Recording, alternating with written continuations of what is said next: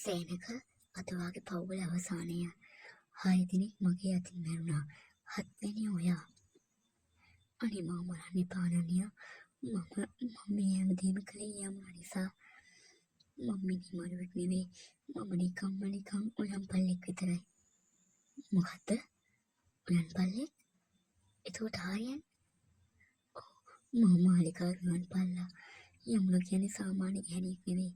එයා සංග්‍රාම සිංහ රජතුමාගේ නංගි.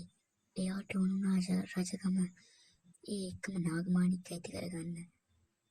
එයා තමයි තමන්ගේම සහෝදරයා සංග්‍රාම සිංහ රජුව එයාගේ රැජිනාවෙන් මැරෙව්වේ.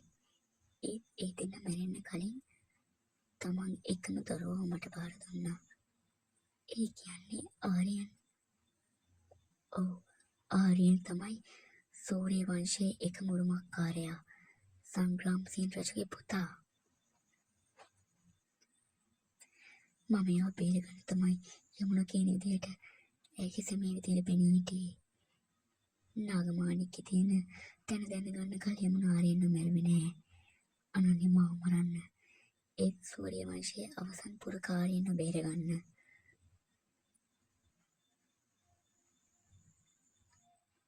වැඩිපුර දේවල් දැනගන්න එක සෞඛ්‍යයට හොඳ නැහැ. සේනක දැන්වත් ඉවරයි.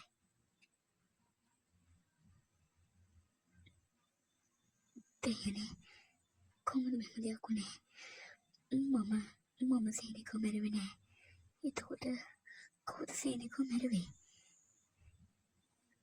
දැන් ඔක්කොම එළි වුණා නේද අනන්‍යා? ඔව් මම රාජකීය ලේ තියෙන කෙනෙක්. මට ඕනේ නාගමාණික්කය හරහා මුළු ලෝකෙම පාලනය කරන්න. ඒකට ආර්යයන්ගේ ලේ මට ඕනේ. රචක දැක්ක නේද? ඔය ආදරය කරන ආර්යයන් මගේ පාලනේ ඉන්න වහලෙක් විතරයි. ඔයා මට උදව් කළොත් විතරයි එයාගේ පණ බේරෙන්නේ. ඔයා ආර්යයන්ට අඳුරක් කළොත් මම විනාශ කරනවා. තේරුණාද යමුනා? මට ඔබලා වගේ නාග කන්‍යාව දහස් ගණනක් මගේ පාමුල දනගස්සන්න මට පුළුවන්. අනන්‍යා දැන් 5 වෙනි 6 වෙනි 7 වෙනි හැමෝම මැරුණා. දැන් ඉතින් මම විතරයි. මාව බලන්නට පුළුවන්ද? සංග්‍රාම සිංහ සූර්ය වංශය කවුද මගේ අගේ තුවන්නේ කාගෙලේද? අනන්‍ය කවද? ආර්යයන් කියන්නේ මගේ හතුරෙක් නෙමෙයි රුචිකා. එයා මම ආරක්ෂා කරන්න ඕන මගේ රජතුමා. රුචිකා දැන්වත් ඔයා වෛරය අතහැරලා මගේ සහෝදරිය වෙන්න.